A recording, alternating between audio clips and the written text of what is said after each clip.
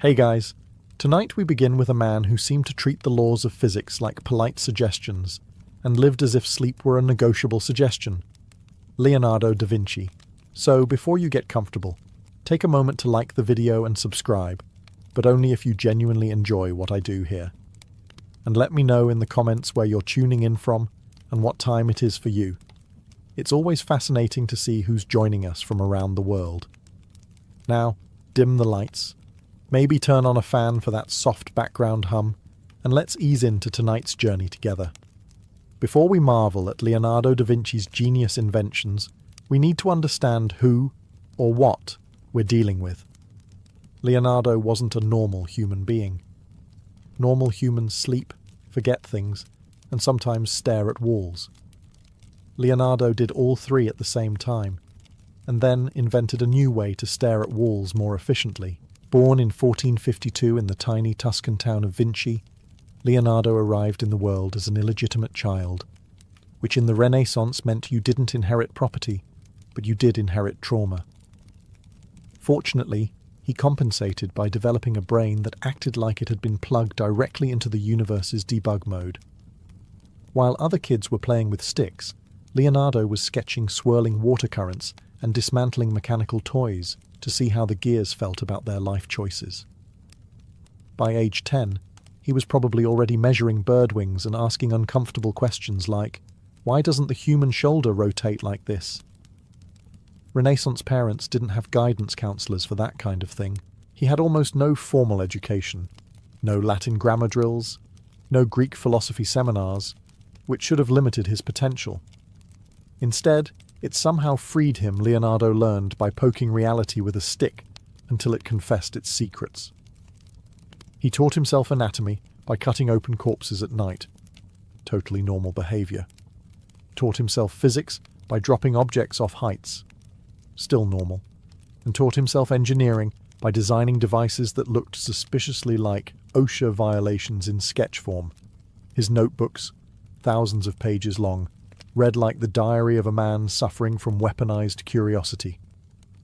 Inside, you'll find diagrams of flying machines, dissections of eyeballs, sketches of flow dynamics, war machines, botanical studies, and of course a grocery list written in mirror script, because being normal was apparently illegal in Leonardo's mind. Working with Leonardo was chaos. Patrons hired him to paint. And he would. Eventually. But only after inventing 2 musical instruments, redesigning their city's sewage system, and taking a 5-month detour into studying the mechanics of laughter. Finishing paintings was optional. Learning everything was mandatory. You don't get Leonardo's inventions without Leonardo's madness. He wasn't improving the world. He was challenging it to a duel. Every phenomenon, every object, every law of nature was just another opponent to outthink, outsketch, or quietly insult through engineering. And that's how every Leonardo invention begins. With a man who looked at existence and thought, you know what? I can fix this. Leonardo da Vinci had many obsessions, but none were as doomed, majestic, or physically dangerous as his dream of human flight. Birds taunted him. Not intentionally. Birds were simply minding their business. But Leonardo took it personally. He watched them glide effortlessly through the sky, and thought, with complete sincerity, yes, I too shall do this, using medieval materials and leg strength alone. Thus was born the ornithopter, a flying machine powered by the pilot's arms, legs, back, hope, and every muscle group humans were never intended to use simultaneously. It featured massive, beautifully sketched wings, modelled after bats, eagles, and whatever else Leonardo studied while definitely avoiding deadlines. To operate it, you would strap yourself into a wooden frame, essentially a Renaissance torture rack, then flap the wings using ropes, levers, and blind optimism. It's unclear who Leonardo imagined would pilot this device, but based on the required strength, it was either Hercules or someone with thighs powerful enough to crush marble columns. So, basically, no one alive in 1490. And yet, the brilliance behind the madness is undeniable. Leonardo understood lift, drag, centre of gravity, and aerodynamic flow centuries before humans stopped thinking. The sky was the domain of angry gods. His notes weren't the scribbles of a lunatic. They were the building blocks of aeronautical engineering. He observed how birds tilt their wings, how wind behaves, and how turbulence forms. Then he translated it into diagrams so detailed that modern scientists still nod respectfully before adding, "Also, this would kill you instantly." The biggest flaw in the design wasn't Leonardo's math. It was the reality of human anatomy. Humans can barely lift grocery bags on a bad day, let alone flap themselves into the heavens while attached to a wooden death trap. Leonardo underestimated two things: gravity's hatred for the ambitious, the average Florentine's cardio. But even though no one in the Renaissance ever soared majestically with Leonardo's wings, unless you count flying for half a second before making an unscheduled appointment with the ground, the idea was revolutionary. The ornithopter wasn't a failed invention, it was a prophecy. Leonardo didn't build the first successful aircraft, but he sketched the first blueprint that made aviation thinkable. And in the end, that's what genius does. It falls, crashes, and burns, so that 400 years later, someone else can fly. Leonardo da Vinci had a bold idea. If humans were going to fall from great heights anyway, and let's face it, they were, they might as well do it with style and a slightly reduced chance of death. So he invented the world's first known parachute, a pyramidal construction made of tightly woven linen stretched over a wooden frame. Picture a tent. Now imagine someone voluntarily jumping off a tower while wearing that tent. That's Leonardo's parachute. In his notes he confidently wrote, "A man with this device shall throw himself down from any great height without injury." Which is a very poetic way of saying, I have not tested this, but I'm sure it'll be fine. The design itself is impressive. 4 long wooden poles converging at the top, linen stretched like a giant funnel, and a platform underneath for the unfortunate volunteer. In theory, it works. In practice, it requires someone willing to climb a very tall structure during a time when most people fainted from standing too fast. But here's the twist. Leonardo wasn't completely insane. His parachute should have worked, and modern engineers who reconstructed it proved just that. In 2000, a skydiver named Adrian Nicholas made a replica using Renaissance materials and jumped with it, and survived. He described the landing as smooth. A sentence Leonardo would have loved to hear 500 years earlier. Still, we need to appreciate the level of arrogance it takes to design something meant to break your fall from a lethal height before anyone had even considered the words terminal velocity. Renaissance citizens barely trusted ladders.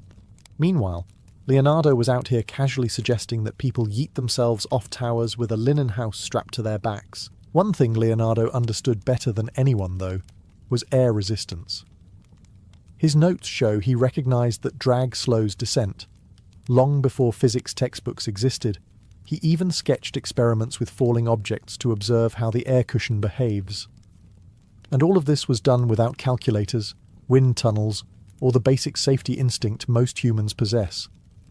Leonardo's parachute wasn't just a device, it was a statement. What goes up must come down, but maybe not immediately. He imagined a world where humans could escape burning towers, collapsing bridges, or poorly timed engineering experiments. Was it practical for his era? Absolutely not. Was it genius? Without question. As long as you weren't the volunteer testing it. Just when you thought Leonardo's obsession with flight couldn't get any more unhinged, he decided to invent something even more ambitious. The aerial screw. The world's first conceptual helicopter. Picture a giant screw made of linen and wooden ribs, shaped like a spiraling cone. Now imagine 4 Renaissance men standing around it, grabbing poles, and spinning the thing with enough force to lift a platform into the sky.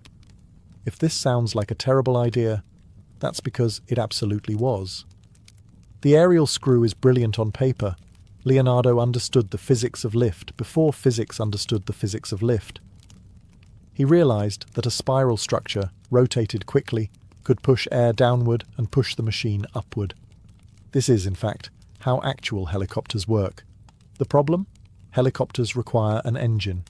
Renaissance Italy did not have engines. Renaissance Italy barely had reliable socks. Leonardo's solution was manpower, which is hilarious because the average 15th century Florentine had the physical strength of a baguette. These were people who collapsed from walking uphill, yet Leonardo expected them to windmill a 500-pound flying corkscrew fast enough to escape gravity. The math didn't math, the physics didn't physics, and the materials, well, let's just say linen and pine wood are not known for their aerospace durability. But here's the genius. Leonardo did identify the core principle of vertical flight. He had the vision, just not the horsepower. His sketches of the aerial screw include layers of technical detail: load distribution spiral geometry, force transfer through rotational torque airflow compression, all without calculators, textbooks, or safety regulations. This was raw intellect mixed with pure delusion. Even the modern engineers who rebuilt it said the same thing. It works. If you replace humans with a small engine and the entire structure with aerospace-grade materials, which is essentially saying, the idea is genius, the execution is homicide. Still, you have to admire the audacity. Leonardo wasn't content with gliders or wings. He didn't want to imitate birds. He wanted to imitate the sky itself, a machine that rose vertically, hovering above the earth like some divine mechanical dragonfly. It never flew, of course. The only thing the original aerial screw would lift is everyone's eyebrows, but the idea survived. And centuries later, helicopters were born, not from trial and error, but from the imagination of a man who simply refused to let gravity boss him around. Leonardo da Vinci believed that if humans couldn't dominate the skies just yet, they might as well dominate the water. And so he set his sights downward, literally, inventing one of the world's first diving suits. This, of course, was during a time when most people were scared of the ocean, suspicious of fish, and convinced that anything underwater was either a demon or tax-evading mermaid. But Leonardo saw a strategic opportunity. His diving suit was a strange, ambitious creation. Imagine a leather bodysuit stitched together with Renaissance craftsmanship, which is to say, sturdy but mildly alarming. The face mask was fitted with 2 glass eye windows that probably fogged up immediately, ensuring the diver couldn't actually see anything. Breathing was handled through long tubes that ran up to a floating air bell at the surface. If that sounds fragile, that's because it was one strong wave, and suddenly you're not looking at the enemy ship, you're looking at St. Peter. The suit wasn't designed for fun snorkeling trips, it was meant for stealth naval sabotage. Leonardo imagined divers swimming underneath enemy ships, sawing holes in the hull, and slipping away unnoticed while the vessel slowly took on water. Essentially, it was Renaissance special operations, just with more drowning risk and less training. And as usual, Leonardo thought of everything, including a small pouch attached to the front of the suit for tools or possibly stolen snacks.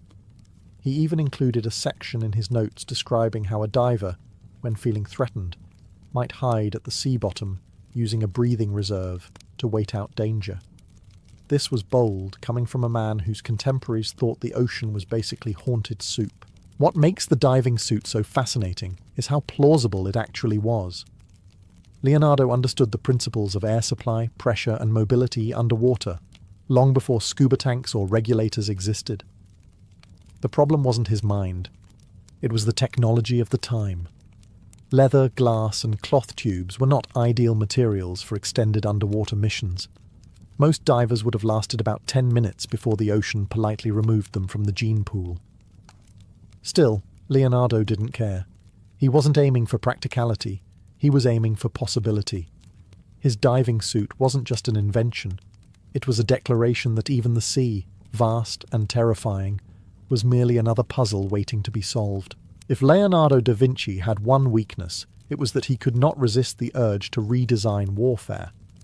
Patron asks for a painting. Leonardo delivers a blueprint for a battlefield nightmare. Patron asks for a sculpture. Leonardo suggests a rotating cannon platform that can erase a small village. The armoured tank was the crown jewel of this habit, an invention so ahead of its time that everyone in the 15th century stared at it like it had just insulted their mother. Picture a gigantic metal tortoise rolling across the battlefield, covered in curved plates of armour and bristling with cannons arranged in a perfect circle. Inside this war turtle sat a team of soldiers cranking gears to move the behemoth forward, which already tells you the first flaw. The Renaissance diet did not prepare anyone for cardio-powered tank operation. Bread, cheese, and occasional plague outbreaks do not build the thighs necessary to propel a mobile death dome uphill. Leonardo's design was brilliant and insane. The sloped armour would deflect arrows, stones, and probably insults. The interior layout protected its crew from enemy fire while allowing them to blast in any direction they pleased. It was essentially a medieval, press this button to ruin everyone's day machine. Anyone facing it on the battlefield would immediately rethink their life choices, their alliances, and possibly their underwear. But here's where Leonardo's genius becomes suspicious. The gear system he drew was backwards, completely inverted. If you built the tank exactly as he drew it, it wouldn't go forward, it wouldn't even spin. It would sit there like an angry armoured biscuit. Historians have debated whether this was an honest mistake or subtle sabotage. Leonardo claimed moral objections to war, despite inventing enough weapons to start several. Some believe he purposely flipped the gears so no warlord could actually use his creation without fixing the plans first. If so, it was the most passive-aggressive anti-war protest in engineering history. Even with the gear problem solved, no medieval blacksmith could have produced enough lightweight, durable metal to build this monster cannon's required gunpowder. Armour required craftsmanship. Wheels required not collapsing. The Renaissance simply didn't have the manufacturing muscle to bring this beast to life. But the idea was terrifyingly real. Leonardo didn't create the first working tank, but he imagined it with such clarity that later engineers essentially said, "Yes, let's do this." 400 years later. His armoured tank wasn't built for battle. It was built for the future, a warning, a prophecy, and a reminder that Leonardo was always several centuries ahead, dragging humanity behind him like a confused toddler. At some point in Leonardo's career, he looked at a normal-sized crossbow and thought, yes, but what if this could level a small town? Thus was born one of his most theatrical inventions, the giant crossbow, also known as the ballista on performance-enhancing drugs. It was roughly the size of a cottage, which is fitting, because firing it once could probably remove several cottages from the map. The thing was 40 feet wide, with limbs so massive they required a full squad of soldiers just to pull the string back. The bow arms were made of laminated wood, reinforced like a battering ram, and the central firing track was long enough to launch bolts the size of telephone poles. Leonardo envisioned it hurling stones, flaming barrels, or oversized bolts into enemy formations, all with a dramatic flair that suggested he cared deeply about battlefield aesthetics. It's easy to imagine the moment, two armies staring each other down, tense silence in the air, and then someone rolls out a crossbow big enough to qualify as a UNESCO World Heritage Site. Morale on one side goes up. Morale on the other side packs its bags and leaves. But as with many of Leonardo's inventions, brilliance wrestled with practicality and promptly lost building. This monstrosity would have required more wood than most forests could politely provide, along with carpenters who didn't faint halfway through construction, transporting it to a battlefield. Forget it. You would need a team of oxen, several wagons, and possibly divine intervention. Even if you managed to assemble it, the loading process alone would take so long that your enemies could simply walk around it, take a nap, and come back refreshed. And then there's the firing mechanism. Leonardo imagined a sophisticated tension and release system, but with Renaissance materials, this meant hope the string doesn't snap and remove someone's head. Still, the idea of the giant crossbow is peak Leonardo, equal parts genius, intimidation, and designer chaos. He wanted warfare to be not only effective but visually impressive. If you were going to annihilate your enemies, you might as well do it with the Renaissance equivalent of a siege weapon on steroids. And while no historical record shows this beast ever being built, its presence in Leonardo's notebooks proves something important. The man had no concept of too much. For him, war machines were not merely tools. They were statements. Loud, ridiculous, terrifying statements. Long before anyone invented the phrase rapid fire, Leonardo da Vinci looked at battlefield muskets and decided they were unbearably slow. He was tired of watching soldiers shoot once, reload for 8 hours, and then die before finishing the process. So he invented a device that officially made him the Renaissance's most dangerous efficiency expert. The 33-barreled organ, the first conceptual machine gun. This wasn't a gun so much as a complaint made physical. Leonardo thought, if one musket is good, then 33 muskets fused into one unholy instrument must be better. And thus, he designed a terrifying contraption arranged like a deadly pipe organ, rows of barrels set in a fan shape, able to fire almost simultaneously. The concept was simple. Instead of one soldier firing one shot at a time, multiple soldiers would wheel this monstrosity into position and unleash a volley so overwhelming it would make the enemy question every decision that led them to that battlefield.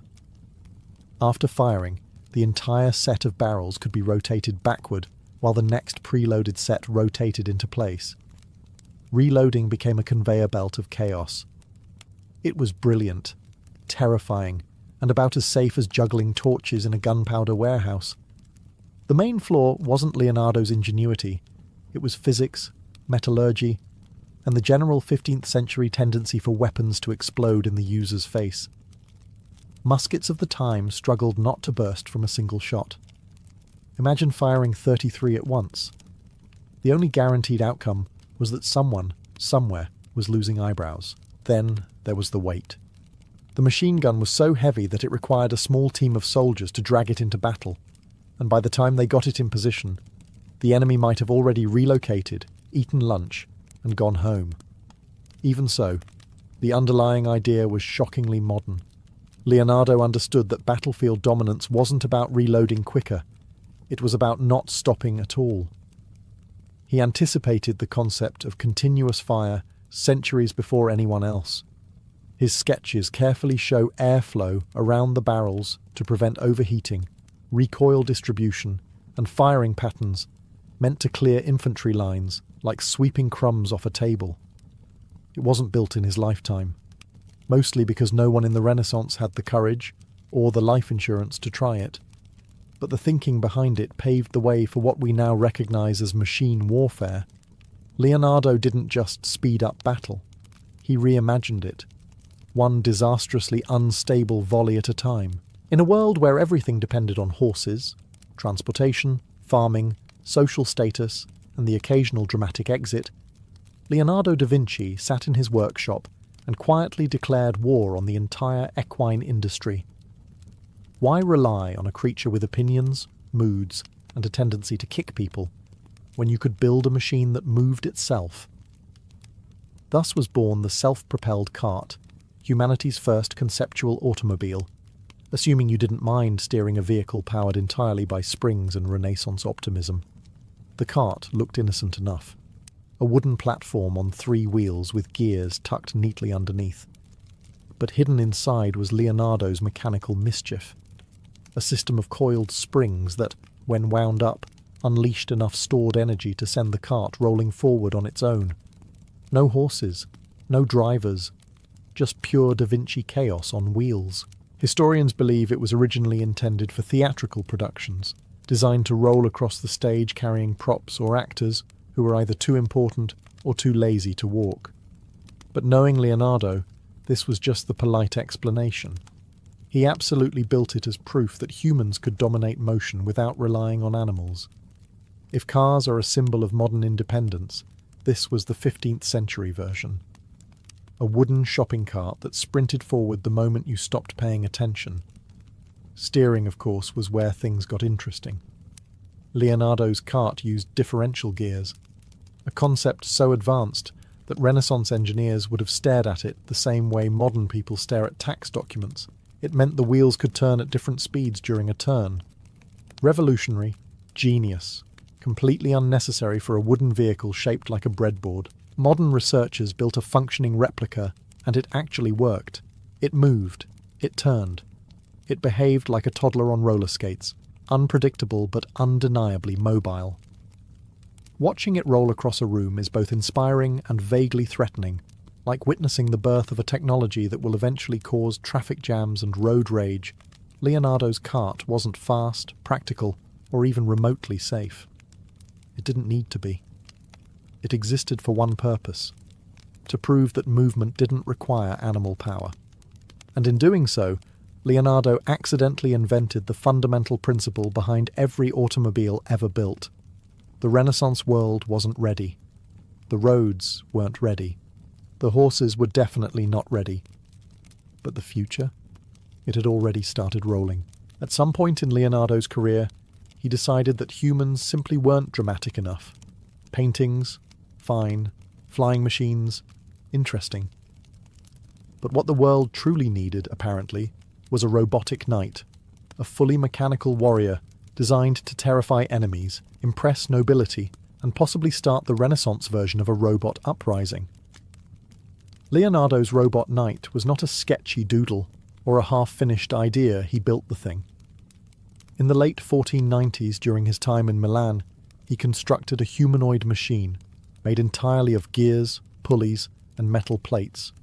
This mechanical soldier could sit, stand, raise its arms, and move its jaw, which is impressive, considering most actual knights could barely do those things without help from 3 squires and a chiropractor.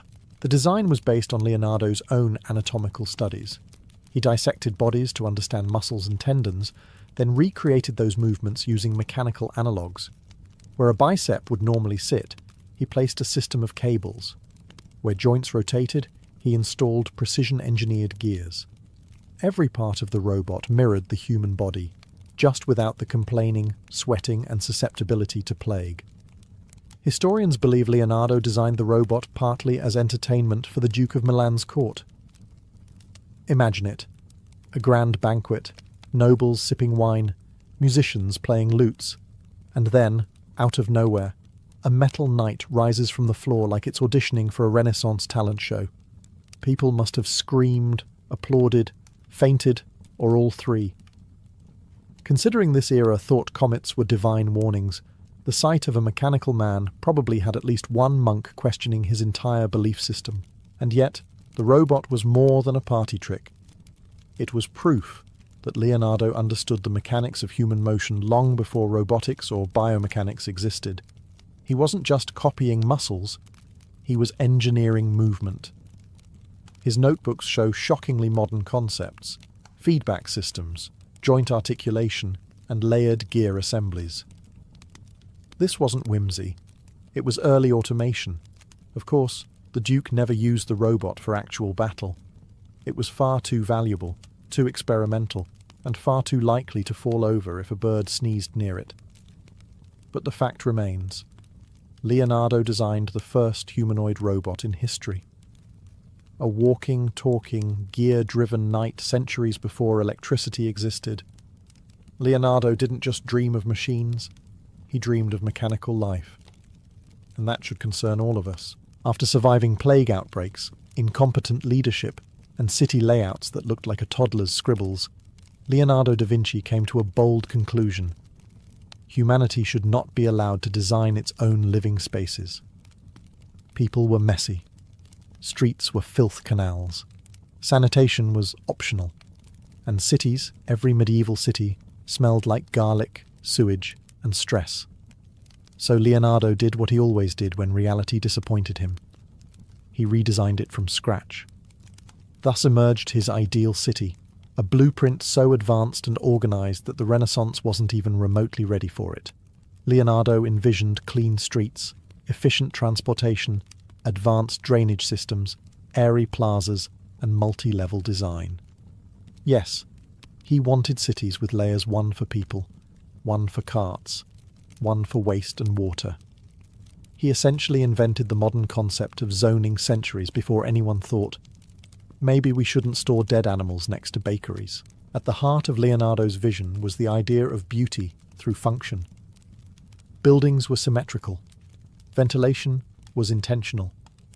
Light entered homes without requiring residents to push aside mouldy curtains. His canals would be redirected and engineered to prevent flooding, eliminating the charming seasonal pastime known as watching your belongings float away. He even proposed wide streets, something unheard of in medieval Europe, where roads were usually one donkey wide and filled with enough hazards to qualify as obstacle courses. Leonardo wanted broad avenues for airflow, sunlight, and easy movement, as if he had magically predicted that one day people would panic when stuck in traffic for more than 3 minutes. But of course there was a problem. Actually, several. First, Leonardo's ideal city required intelligent leadership. That alone doomed it. Renaissance rulers wanted shiny statues and frescoes, not infrastructure improvements. Second, it required money, and Renaissance money was usually spent on wars, weddings, and occasionally extremely unnecessary banquets. Third, his designs were so perfect they were essentially alien technology. Asking 15th century Milan to build this was like asking a medieval baker to whip up a Tesla. So the ideal city remained a dream, ink on paper, centuries ahead of its environment. Modern urban planners, when shown Leonardo's blueprints, react with a mixture of admiration and existential crisis, because everything he proposed, we are still trying to implement now. Grid systems, sewage management, walkable streets, vertical planning. Leonardo solved it all before door hinges were standardized. The tragedy isn't that no one built Leonardo's ideal city, the tragedy is that we still haven't. Leonardo da Vinci had a special talent for looking at ordinary things, like rivers, and deciding they were personally offending him. Medieval armies were constantly slowed down by water crossings, and nothing irritated Leonardo more than inefficiency. So he invented the revolving bridge, a portable, collapsible engineering marvel designed for armies that wanted to move quickly, strike unexpectedly, and probably violate several natural laws in the process. The idea was elegant. A bridge that could be folded, carried, deployed, and removed faster than an enemy could say, "Wait, where did they come from?" Leonardo envisioned a lightweight wooden structure with a clever hinge and pivot system. A squad of soldiers could carry it like a giant ladder, drop it across a river, march over it in perfect formation, then pull it up behind them before anyone figured out what had happened. It was a logistical fever dream, fast, mobile, and slightly rude to any enemy attempting to catch up. This wasn't just a plank with attitude. Leonardo's bridge had counterweights to stabilize the span, locking mechanisms to secure it, and a rotating base that allowed deployment at multiple angles. It was, in essence, the Renaissance version of a tactical, now you see us, now you don't. Armies that used it could appear where they shouldn't be, disappear where they shouldn't disappear, and thoroughly confuse any general who didn't have Leonardo on speed dial. Of course, the brilliance of the revolving bridge also highlighted a major theme in Leonardo's life. He was inventing for people who were not mentally prepared. The average 15th century soldier was already struggling with basic tasks like not dropping their pike. Now imagine asking them to carry a precision-engineered folding bridge without breaking anything or themselves. It's unclear whether Leonardo ever tested this with actual soldiers, but the odds of them assembling it correctly on the first try were roughly equal to the odds of a chicken successfully reading Latin. Still, the revolving bridge was centuries ahead of its time. Modern militaries use deployable bridges based on the exact same principles: portability, speed, and let's cross this before the enemy realizes we shouldn't. Leonardo didn't just propose a new tool, he proposed an entirely new philosophy of movement. But like so many of his inventions, the revolving bridge lived in the purgatory between genius idea and no one here knows how to build that. His patrons wanted flashy weapons, not practical problem-solving devices that required brains and craftsmanship. Yet the bridge remains one of Leonardo's purest works. Clever, efficient, slightly confusing, and completely superior to anything the Renaissance was ready for. By the time Leonardo da Vinci encountered the printing press, Europe was already losing its mind over this new invention that allowed people to mass-produce thoughts without needing a monk who could write faster than the human lifespan. Most scholars celebrated the press as a triumph of knowledge, literacy, and communication. Leonardo, however, looked at it and thought, cute, but it could be better. This is the fundamental difference between Leonardo and everyone else. When normal people see a printing press, they see a machine that makes books. When Leonardo sees a printing press, he sees a disappointing prototype begging to be dismantled, rebuilt, and turned into something that will terrify publishers.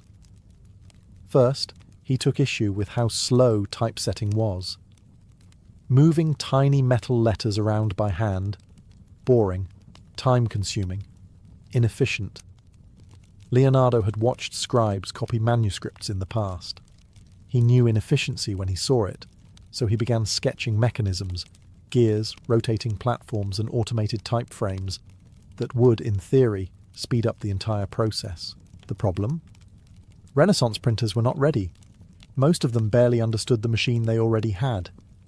Now here comes Leonardo, suggesting a system that would require a small army of engineers, a stable power source, which did not exist, and the patience of a saint. It was like giving medieval bakers the recipe for a chocolate souffle and expecting it to go well. Still, Leonardo pushed ahead. He designed a rotational system where prearranged type blocks could be swapped in and out faster, allowing printers to move from one page layout to the next with mechanical precision. He wanted faster throughput, smoother workflows, and, although he never explicitly said it, the total annihilation of slow printing. If Renaissance publishers had adopted Leonardo's upgrades, Europe probably would have entered the information age 2 centuries early. But they didn't. Printers took one look at his beautifully sketched gears, considered their own abilities, and collectively decided, no thank you, we prefer not exploding. And that was the end of it.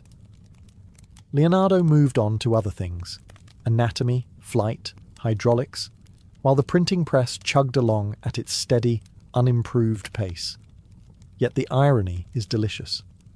Leonardo's ideas foreshadowed automation, rapid typesetting, industrial presses, and even modern newspaper machinery.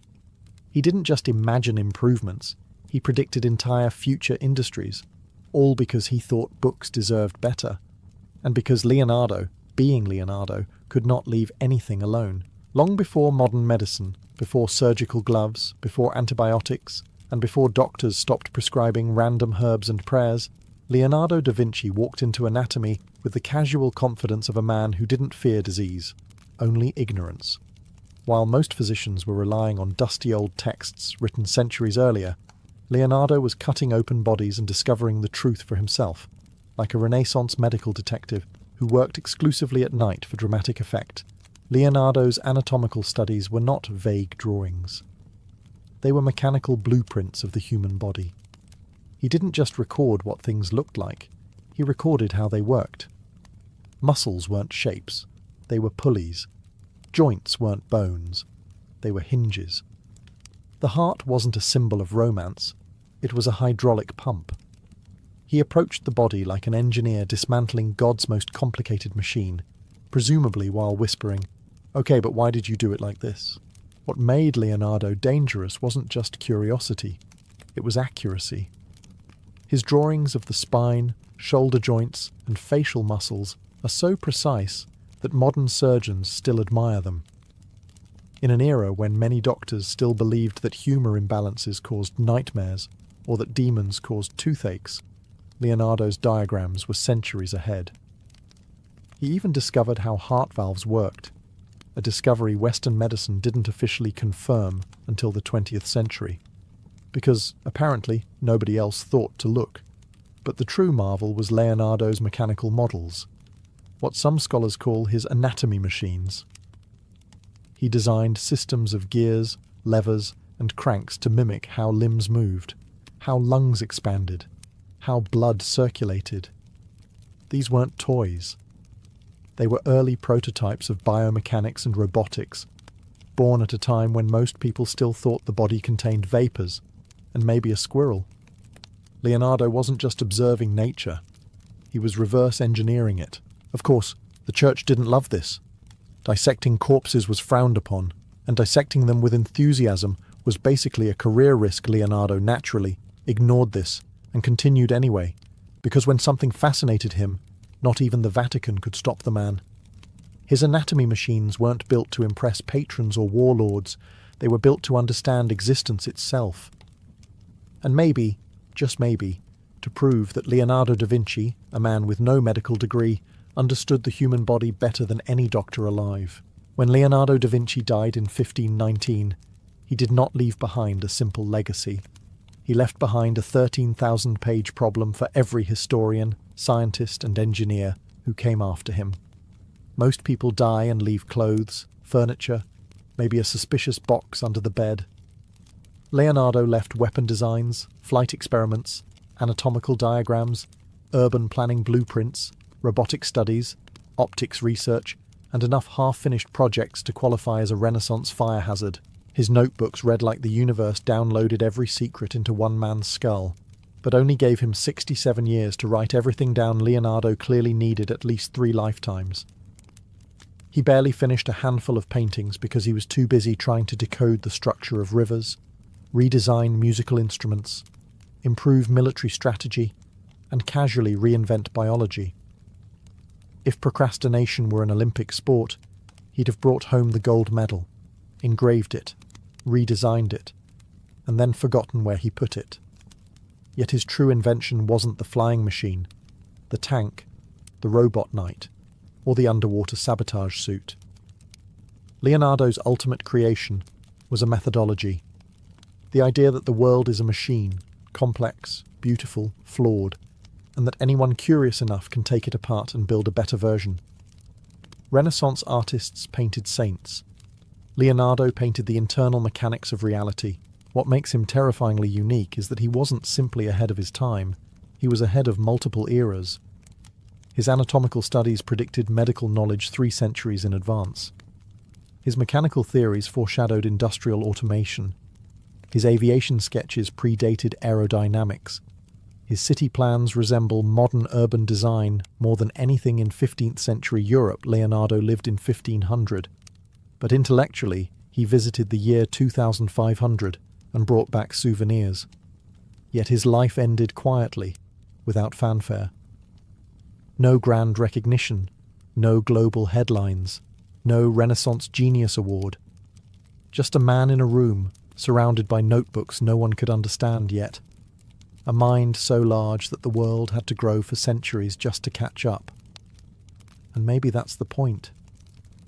Leonardo wasn't making inventions for his own lifetime.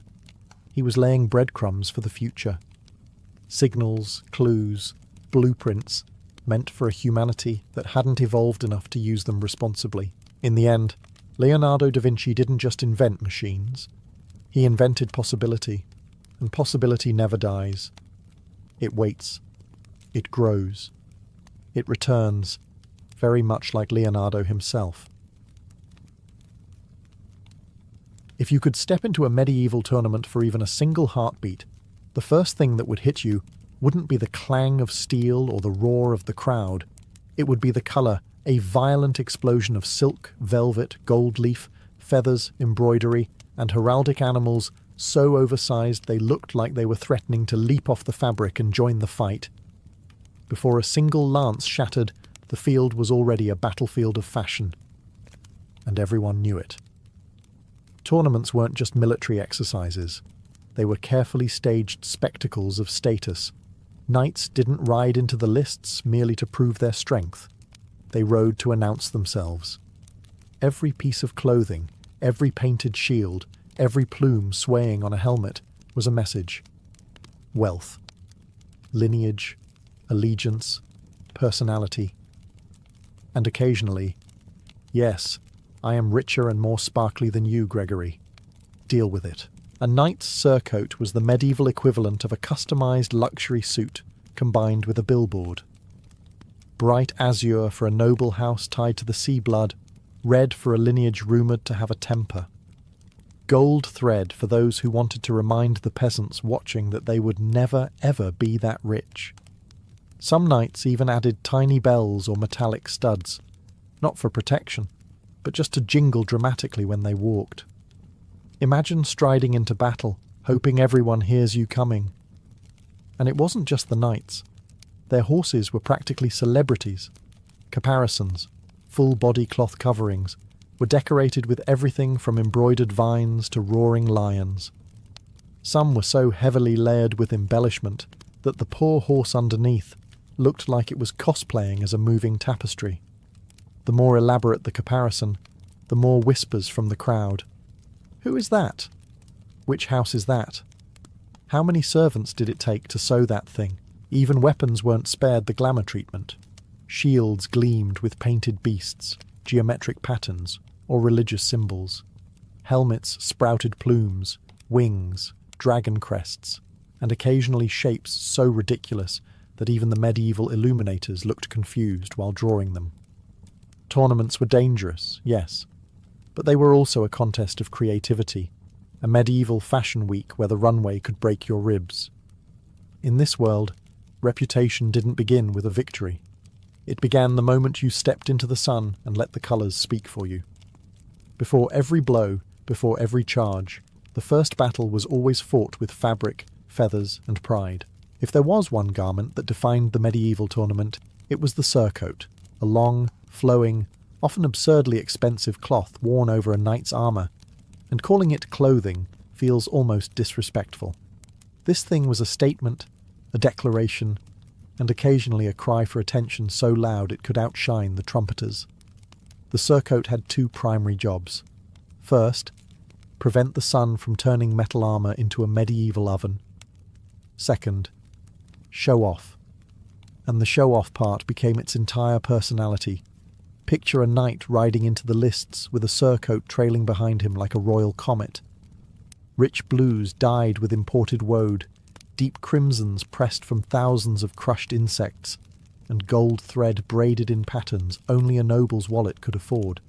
It wasn't just fashion, it was politics, stitched directly into fabric. A man's surcoat told you everything before he even lifted his visor, his family, his alliances, his feuds, and how aggressively he wanted attention that day. Every house had its heraldic colours, and knights displayed them proudly. If your family's symbol was a boar, you wore boar motifs. If it was a lion, congratulations, you probably blended in with half the nobility. But some families had creative heraldry, geese, snails, hedgehogs, and these ended up embroidered in great, glittering detail. Nothing says fear me like a knight charging at full speed with a giant golden goose flapping across his chest. And the material wasn't subtle either. Velvet, silk, brocade, fabrics that absolutely did not belong anywhere near a man wielding a lance. Some surcoats were so heavy with embellishments that they flapped like miniature tents in the wind. Others were cut shorter to avoid tangling in armour joints, giving knights a strangely fashionable silhouette somewhere between armed warrior and runway model mid-twirl. Even more amusing were the knights who treated their surcoat like a moral shield. Religious knights decorated theirs with saints, holy symbols, or entire embroidered Bible verses, as if a beautifully stitched angel on your chest would somehow convince your opponent's lance to miss. But the real drama came from spectators, a knight with a dull or cheap-looking surcoat, whispered insults, a knight with a spectacular one. Marriage prospects suddenly doubled. The surcoat wasn't just outerwear, it was medieval social currency, because in a world where one good hit could knock you into the mud, looking magnificent before falling was half the victory. If the surcoat was the outfit, heraldry was the personality. You couldn't step into a medieval tournament without being visually assaulted by an avalanche of symbols. Lions, eagles, boars, fleur-de-lis, suns, moons, crosses, unicorns, and whatever else a noble family had decided would represent their eternal glory. Heraldry was the medieval version of branding meets astrology, part identity, part reputation, and part, my ancestors apparently liked birds. Every knight entered the lists behind a massive banner, and these banners were designed to be seen from across the field. Bright, bold, and unapologetically dramatic medieval tournaments were chaotic, dusty, and loud, so the solution was simple: make the symbols enormous. Heraldry almost looked like medieval graphic designers trying to yell, "This is Gerald of Gloucester, do not confuse him with Gerald of Gloucester's cousin, who has 2 lions instead of 1. Symbolism mattered. Lions represented courage, even if the knight fainted when his horse sneezed too loudly. Bears meant strength, though some families picked bears because they just thought they looked cool. Eagles were for nobility. Dragons were for families who liked to intimidate neighbours without actually doing anything intimidating. And then, of course, there were snails. Yes, entire noble lineages proudly marched under banners featuring heroic snails. Historians still cannot figure out why. Colours carried meaning too. Blue signalled loyalty. Red declared warrior spirit. Gold meant generosity, or more honestly, we have enough money to waste gold dye on cloth. Black could symbolise wisdom, grief, or simply, my tailor had a sale. Every combination told a story, and these stories were meant to impress the crowd, inspire allies, and terrify rivals. Heraldic shields were painted with the same precision as holy manuscripts. Some were so intricate that they looked like portable stained glass windows strapped to a knight's arm. Others were comically straightforward: one animal, one background colour, and zero hesitation. The message? I am here to hit someone very hard, not to confuse them with multiple design elements. And heraldry wasn't just for knights. Even horses wore heraldic cloth, turning entire teams into coordinated fashion statements. A noble family with matching surcoats, banners, and horse caparisons looked like a medieval boy band arriving on tour, dramatic, unified, and dangerously committed to their aesthetic. In tournaments where dozens of armoured men crashed together, heraldry was the only thing preventing complete visual chaos. It was identity, pride, legacy, and the medieval world's boldest flex. If the surcoat was the outfit and heraldry was the identity, then the shield was the medieval equivalent of a personalised billboard, but one designed to stop spears and look fabulous while doing it. Shields at tournaments weren't the grim, battered slabs you see in battle reenactments. They were masterpieces, art pieces, ego boosters, and sometimes subtle threats disguised as decoration. A knight's shield was usually the first thing the crowd truly saw up close. When he rode forward to salute the stands, the shield angled toward the nobles like a glamorous greeting card. And it mattered. Deeply. A beautifully painted shield wasn't just decoration, it was a public relations campaign. A mud-splattered, chipped, unimpressive shield, that was social death. Most shields were kite shields or heater shields, both offering plenty of surface area for artistic overindulgence. Craftsmen layered pigments, metal leaf, lacquer and varnish, until the entire shield gleamed like a divine relic. Lions snarled across the wood grain. Eagles spread their wings in defiance. Dragons coiled dramatically as if ready to leap out and start an argument. And then there were the more eccentric designs, hands holding swords, flowers with eyes, geometric spirals that made spectators quietly wonder if the painter had gotten into the monastery's wine supply. But shields weren't just painted, they were curated. Some knights commissioned the equivalent of limited edition designs for specific tournaments. A feud with another house? Time to paint a bold, not at all subtle symbol to taunt them, trying to impress a noblewoman watching from the pavilions. Add her family colours discreetly on the edge, attempting to look more pious than the knight next to you. Cover the entire shield in a saint's glowing face and hope no one notices you skipped mass that week. Then came the condition of the shield. A perfectly pristine shield suggested confidence. I don't expect this to get hit. A gently worn shield implied experience. I have survived things you couldn't imagine. A heavily dented shield? That said, I am either very brave or very reckless, possibly both. But in tournaments, dents were often polished or painted over. No one wanted to walk out looking like they lost a fight with a castle door. In the end, a knight's shield wasn't just protection. It was personal brand identity wrapped around planks of wood. It was meant to be seen, admired, feared, and whispered about. Because while a lance could win the match, a magnificent shield won the crowd. If medieval tournaments had a single symbol of glorious impracticality, it was the helmet crest. Those towering, extravagant decorations knights strapped onto their helmets, knowing full well that one strong breeze could knock them sideways. These crests were where fashion, pride, symbolism, and questionable engineering formed an unholy alliance. The basic idea was simple. The taller, brighter, and more absurd your crest, the more attention you commanded. Knights walked into the lists with dragons, wings, bulls, boars, towers, suns, flowers, angelic halos, and sometimes shapes that even medieval scribes couldn't identify. If your crest didn't make at least one squire whisper, "Is that safe?" then clearly you weren't trying hard enough. Some crests were carved from lightweight wood, others moulded from boiled leather, and a few ambitious souls used real metal, because nothing says, "I value aesthetics over spinal comfort," like bolting a steel dragon to your head. These creations were painted in dazzling hues, gilded with gold leaf, decorated with feathers so enormous they looked stolen from mythical birds, and sometimes inlaid with tiny gemstones. A knight charging into battle with a jewel-encrusted unicorn horn on his helmet wasn't ridiculous. He was fashionable. Crests also served as identity amplifiers.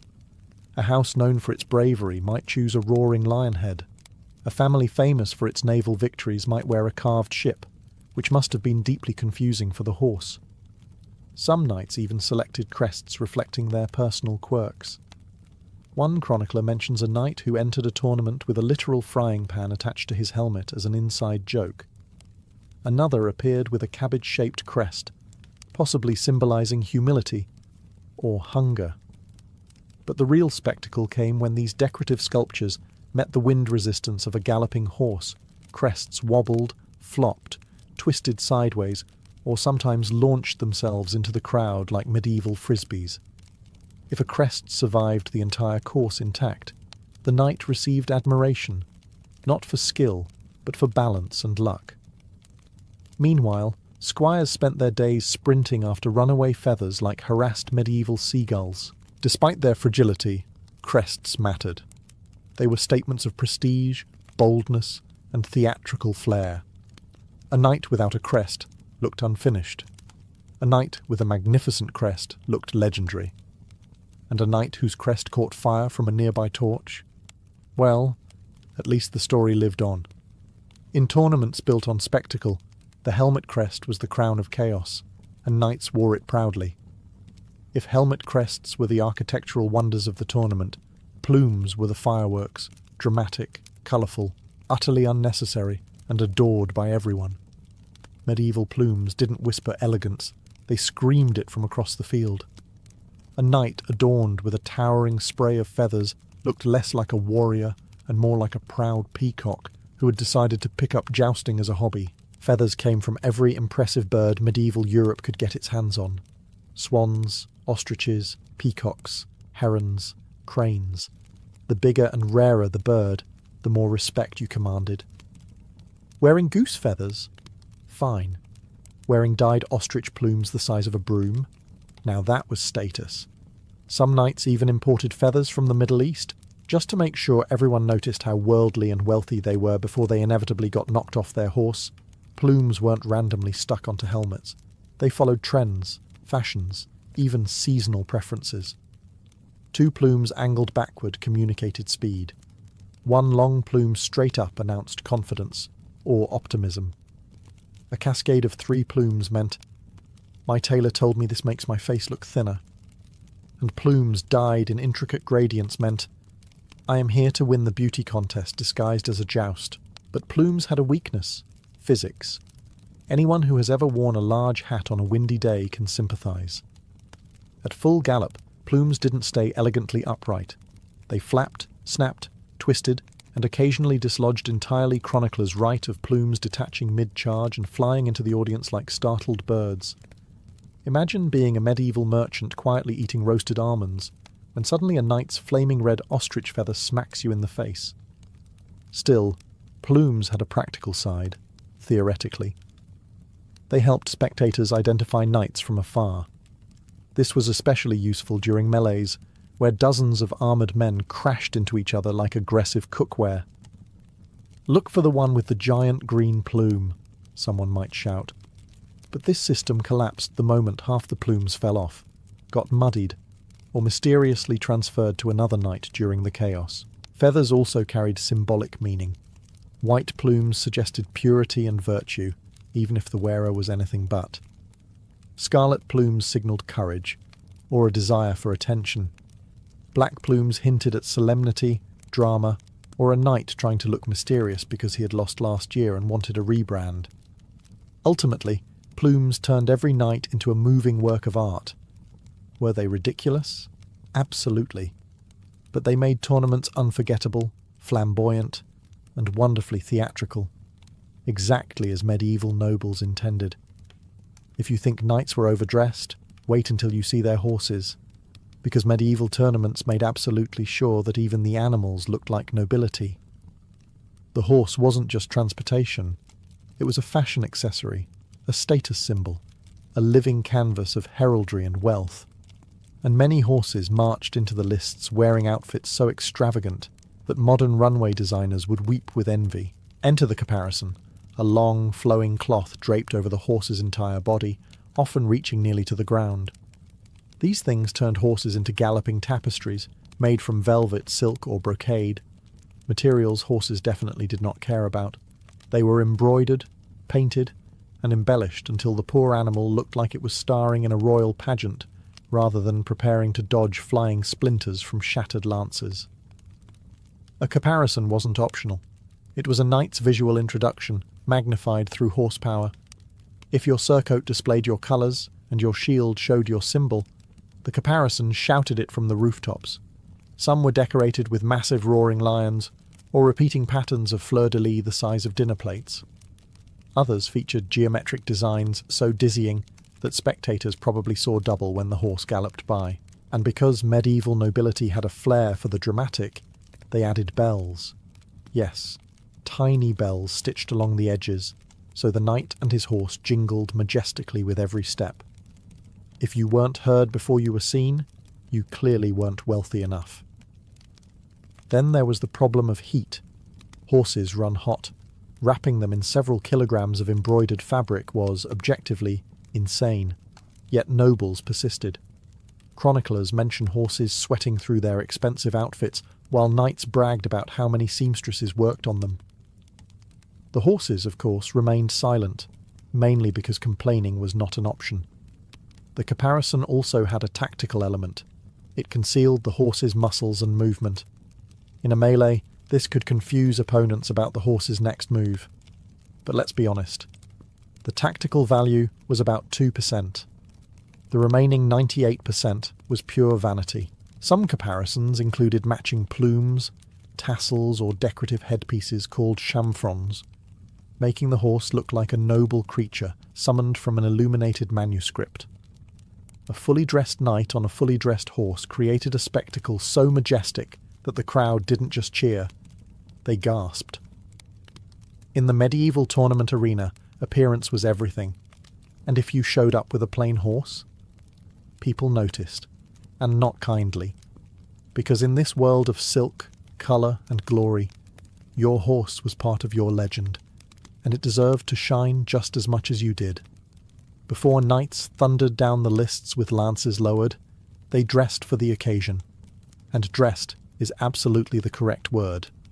Tournament armour was not the same battered, practical iron worn in real battles. No, jousting armour was luxury armour, crafted with the same seriousness medieval nobles applied to negotiating marriages, feuds, and questionable religious relic purchases. Tournament armour evolved into its own art form. Knights wore reinforced breastplates, thick pauldrons, and specialised grandguards, large plates attached to the left shoulder to absorb the disastrous moment another man's lance tried to turn your ribs into medieval confetti. But the armour wasn't only about protection, it was about prestige. Every curve of steel was polished until it reflected sunlight like a mirror. Imagine dozens of knights glimmering so intensely in the morning sun that spectators were forced to squint like they were staring at holy relics. Then came the decorative elements, because plain armour simply wasn't enough. Engravers carved swirling vines, leaping stags, snarling lions, or intricate knotwork across the plates. Gold and silver inlays traced family symbols, religious motifs, or abstract patterns that said, "Yes, I am wealthy enough to pay an artisan 10 days' wages to decorate my elbow." Some armour even featured etched prayers, just in case divine intervention felt like helping on tournament day. Every piece had flair. The vambraces on the forearms were often decorated with ornate ridges or scalloped edges. Gauntlets gleamed with embossed symbols. Greaves and sabatons, leg and foot armour, sometimes sported pointed toes, so fashionable and so dangerously trippable that modern historians still wonder how knights didn't topple like armoured ducks. But the real centrepiece? The helm. Tournament helms were thicker, rounder, heavier, and about as breathable as an iron oven. Knights peered through narrow slits that offered visibility comparable to wearing a mailbox on your head. Yet these helms were also canvases for artistry, gilded trim, painted visors, embossed crowns, and of course the bolt-on madness of crests and plumes. Despite all this decorative bravado, tournament armour was shockingly practical in one way: it prevented death. Tournaments were dangerous. Lances splintered, shields shattered, horses collided, and knights occasionally forgot to turn left instead of right. A well-made suit of armour could save a life, and help its wearer look magnificent while nearly losing it. In the medieval tournament, armour wasn't just protection. It was elegance, identity, ego, and craftsmanship fused into steel. The ultimate blend of style and survival. A medieval tournament wasn't merely a contest of strength or skill. It was a public theatre, a grand festival where clothing, armour, fabrics, feathers, horses, banners, and egos all collided in one enormous display of aristocratic pageantry. If the Middle Ages had award shows, this was the equivalent of the Oscars, Met Gala, and a demolition derby rolled into one. Before the jousts even began, crowds gathered not to watch combat, but to inspect the fashion parade. Nobles sat in pavilions under embroidered canopies, squinting with judgmental enthusiasm. Ladies of high birth whispered about which knight had updated his heraldic colours, whose surcoat looked suspiciously less expensive this year, and who had clearly hired a new tailor because his silhouette was suddenly much improved. Medieval gossip was ruthless, and while the nobles gossiped, the commoners roared their approval for anything shiny. A knight could simply ride past with sunlight bouncing off his polished breastplate, and peasants would cheer like they'd just witnessed a miracle. They didn't care if the crest was symbolic, meaningful, or historically significant. They cared that it looked enormous and vaguely dangerous. Music filled the air. Trumpeters signalled each entrance, turning the lists into a catwalk with an enthusiastic brass soundtrack. Heralds announced knights with dramatic flair. Behold Sir Edmund of Radnor, whose valour is only matched by his extremely large plume. Banners waved, caparisons fluttered, bells jingled, every sense was assaulted. This wasn't accidental. Tournaments were designed for maximum spectacle. Lords used them to impress allies, intimidate rivals, and showcase their wealth. Knights used them to advertise themselves, literally. A magnificent outfit could win the admiration of a noblewoman, the respect of an influential lord, or at the very least, the envy of every other knight sweating inside poorly ventilated armour. Even the danger contributed to the glamour. A perfectly executed joust was thrilling, but so was a spectacular collision. Crowds gasped, ladies clutched their veils, and the announcers, if medieval people had announcers, would have replayed the moment in slow motion. Splintered lances flying through the air looked like glitter thrown by a very aggressive party planner. And when the victor emerged, plumes intact, surcoat shimmering, shield shining, he didn't just win a tournament, he won a moment of medieval immortality. His fashion, his armour, his colours, all would be remembered, copied, admired. Because in medieval tournaments, glory wasn't only earned through skill, it was worn. For most of the year, Rome was obsessed with order, hierarchy, discipline, respectability. Every Roman knew their place. Masters commanded, slaves obeyed, senators lectured, and everyone tried to look more serious than the person next to them. But then, every December, something extraordinary happened. The social machinery of the empire screeched to a halt, took a deep breath, and threw itself straight into joyful anarchy. This was Saturnalia, the one time of year when Rome officially stopped pretending it was civilized. The festival began on the 17th day of December, but in truth, the Romans were mentally preparing for it far earlier. As soon as the first decorations appeared, green wreaths, pine boughs, and small figurines of Saturn, people knew that the rules were about to melt like butter in the Mediterranean sun shops, and courts closed. Work evaporated, responsibilities dissolved. Even the gods, it was said, loosened their belts to enjoy the chaos. And chaos it was. Saturnalia wasn't just a holiday, it was a temporary revolution.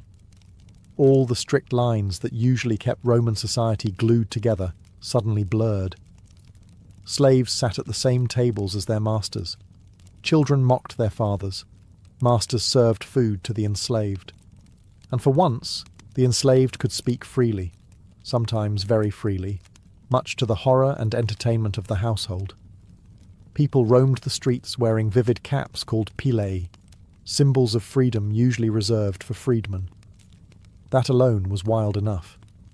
But add the drinking, the singing, the public jokes, and the general shortage of inhibitions, and you had something resembling an ancient block party that somehow lasted for days. Rome became a city of noise, dice clacking on stone tables, musicians blasting flutes in alleyways, neighbours shouting greetings from balconies while holding amphorae of wine, strangers exchanged gifts, wax figurines, candles, pastries shaped in ways that were definitely not meant for children. Everyone gambled openly, even though gambling was usually banned. During Saturnalia, nothing was banned. Or rather, everything embarrassing was encouraged. But the most striking feature of all was the mood. The constant tension of Roman life, political, social, economic, vanished like smoke. In its place came something rare: laughter. Genuine, unrestrained laughter rolling through the streets like a warm breeze. For one glorious week, Rome let go. It forgot hierarchy, forgot seriousness, forgot itself. And in the heart of all that joyful disorder, Saturn reigned. Not with authority, but with celebration. If there was one tradition that defined Saturnalia, one that made conservative Romans clutch their togas in moral panic, it was the role reversal.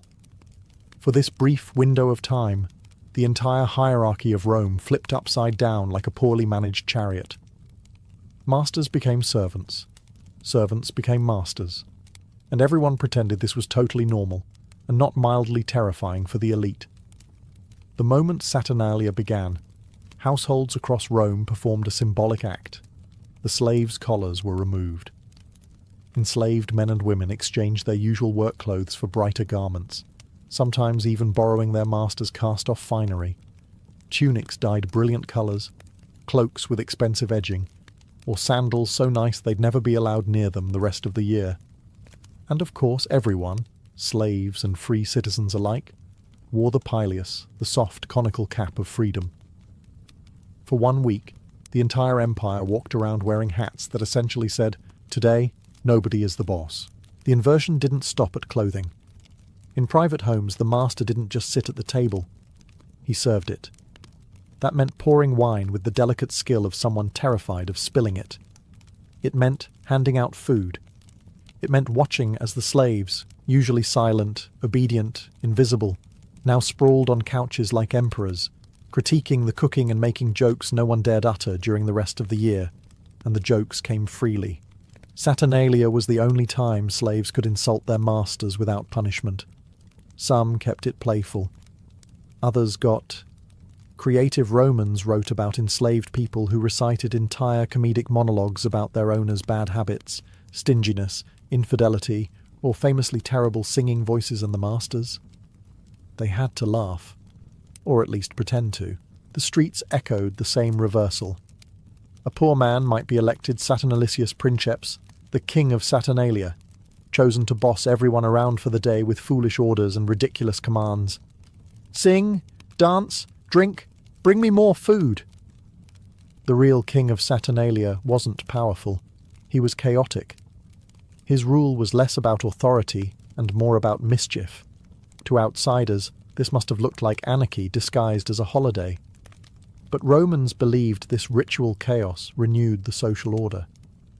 By letting the lower ranks mock the higher, Saturnalia allowed pressure to escape the system. For 1 week, Rome played at equality. It was messy, loud, undignified, and strangely healing. If everyday Roman meals were orderly, rationed, and governed by social etiquette, Saturnalia meals were the complete opposite: chaotic, overflowing, and spectacularly indulgent. Feasting wasn't just a part of the festival, it was its beating heart. For 7 straight days, Rome essentially declared war on moderation. The atmosphere began in the kitchens, where cooks, usually enslaved and overworked, suddenly took centre stage. Cauldrons steamed, ovens roared, and every pantry was ransacked like the city was preparing for a siege, except the goal was overeating rather than survival. Even the simplest households scraped together ingredients for at least one good feast. Rich households, though? They went full imperial drama. Tables groaned under dishes that looked like edible architecture. Roasted piglets glazed with honey, sausages braided like garlands, chickpea stews seasoned so heavily with herbs that they practically glowed green, fried pastries dusted in powdered sugar, dates stuffed with almonds, and massive platters piled with figs, pears, and pomegranates. And this was before the wine started flowing. Wine wasn't served politely.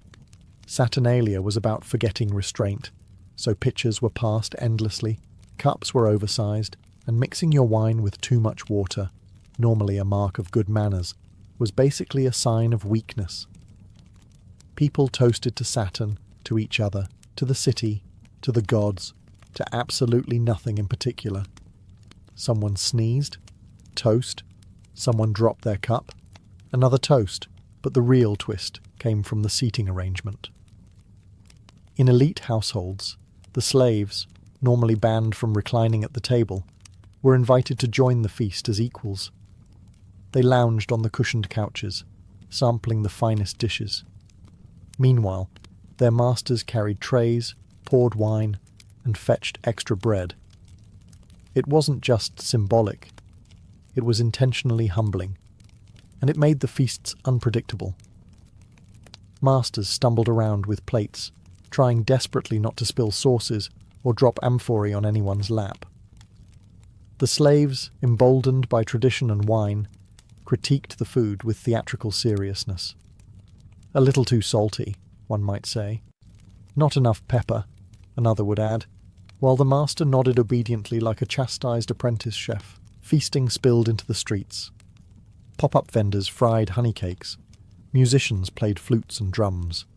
Crowds danced with greasy fingers, and the entire city smelled like roasted meat and warm bread. Rome became one giant dining hall where no one counted calories, coins, or consequences.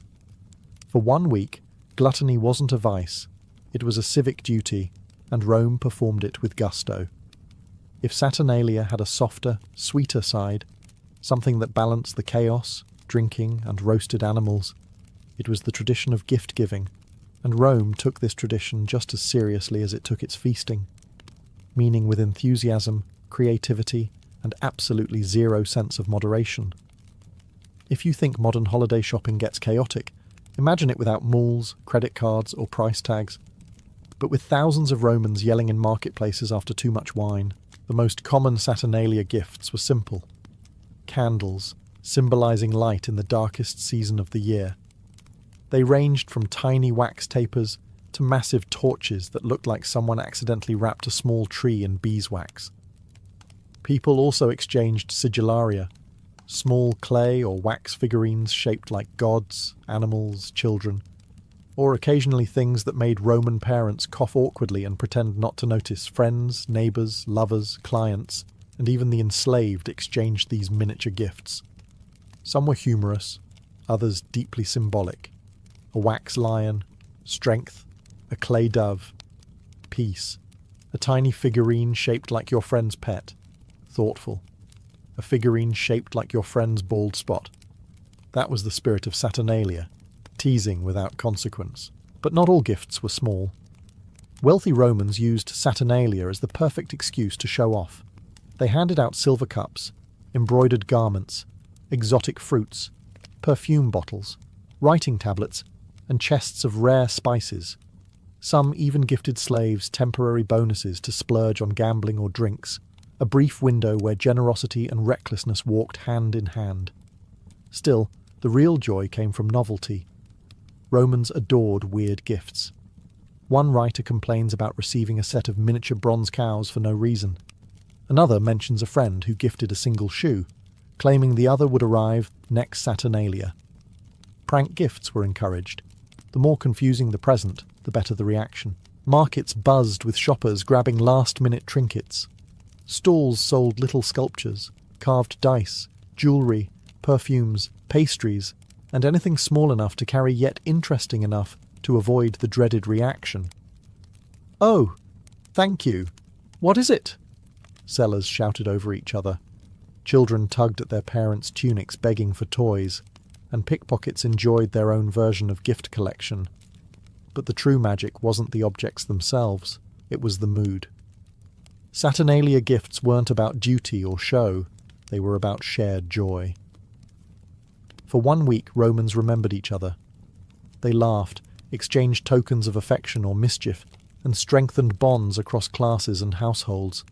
In a culture famous for its rigid seriousness, Saturnalia gave Rome permission to be warm, generous, and delightfully silly. If you wanted to witness Rome at its most uninhibited, chaotic, and gleefully irresponsible, you didn't go to the feasts.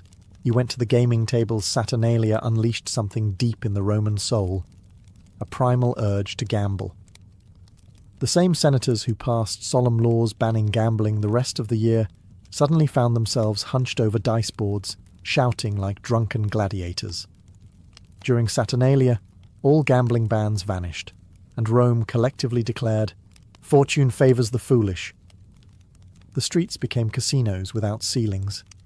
Dice clattered everywhere, on marble floors, wooden stalls, dusty doorsteps, tavern counters, and even temple steps, much to the disapproval of priests, who pretended not to see. People crowded around improvised gaming mats, cheering and jeering as fortunes changed in minutes. Children gambled with nuts, adults gambled with coins, and a few overconfident souls gambled with things they would regret losing the next morning. The most beloved game was Alea, a simple but addictive dice game. Romans threw knucklebones or six-sided dice with all the dramatic energy of modern poker champions. A perfect throw brought instant bragging rights. A bad throw brought groans, laughter, and theatrical despair. Some players developed rituals for luck, kissing the dice, whispering to them, tapping them on statues of Saturn, or even blowing on them while praying for divine assistance. Saturn, god of liberation, must have been exhausted. But gambling wasn't limited to dice. Romans played tabula, an ancestor of backgammon, ludus duodecim scriptorum, card-like games with painted tiles, and competitive drinking games that definitely counted as gambling when wagers involved personal dignity. During Saturnalia, even respectable matrons, normally models of restraint, were known to join games with delighted mischief, smirking as they beat their husbands at dice in front of the household slaves. The enslaved, for once, were allowed to gamble openly too. Their masters even gave them coins specifically to lose, which they dutifully tried not to do, and when enslaved gamblers won against their own masters, the cheers could shake the walls. It was a rare, precious moment where luck ignored status. Of course, with all this chaos, someone always tried to cheat. Loaded dice appeared. People switched pieces when no one was watching. Arguments flared, but Saturnalia had its own code. Cheating was wrong, unless you were clever enough not to get caught. That, Romans said, was part of the fun. Gambling during Saturnalia wasn't just entertainment, it was catharsis. A brief, thrilling rebellion against Rome's normally suffocating seriousness. For 1 glorious week, everyone, from senator to slave, rolled the same dice. And for once, fortune smiled equally. If the feasts and gambling filled Roman homes with excitement, the streets of Rome during Saturnalia were an entirely different beast. The city transformed into a living carnival, loud, unpredictable, overflowing with energy, and absolutely impossible to escape. Saturnalia wasn't something you celebrated quietly. It was something that happened to you, whether you liked it or not. From dawn until deep into the night, every alley, forum, bathhouse, and courtyard pulsed with activity. Musicians wandered through the city playing flutes, drums, lyres, and anything else that could produce sound. Preferably loud sound groups formed spontaneous parades. Children ran around with clay figurines. Revelers waved evergreen branches and shouted "Io Saturnalia" at strangers the way modern people shout "Happy New Year" after far too much champagne. And then there were the costumes. Romans didn't dress as animals or mythical creatures. This wasn't a masquerade, but they did dress strangely. People wore colourful clothing, mismatched patterns, and sometimes exaggerated wigs or humorous imitations of stereotypes. Others wrapped themselves in garlands or painted their faces. Saturnalia was not the time for dignity. Even the normally rigid Roman manners evaporated. Strangers chatted freely. Neighbours laughed together. People greeted each other as equals, even if one lived in a mansion and the other lived in a tenement. Saturnalia flattened the social pyramid into a crowded, noisy, joyful, city-wide party. For a few days, Rome felt less like the capital of an empire and more like a village celebrating a good harvest. Public drinking was everywhere. Taverns overflowed onto the streets. Amphorae of wine circulated like communal treasures. People toasted Saturn, toasted each other, toasted the sky, toasted the ground. Anything that didn't move too fast. And if someone did move too fast, they were probably running to join the next round of dice games. Street performers thrived during this week. Jugglers, dancers, fire breathers, comedians, and questionable acrobats all competed for attention. Some were genuinely talented. Others were so terrible that they attracted crowds purely out of fascination. Either way, no one complained. Saturnalia celebrated the spirit of participation over quality. If you were enthusiastic, you were welcome. Nightfall didn't calm the chaos. Instead, torches illuminated the streets, casting flickering golden light across parties that continued until exhaustion or dawn, whichever arrived first. Music blended with laughter, and the city hummed like a single massive organism set free from restraint. This was Rome without rules, without stiffness, without hierarchy.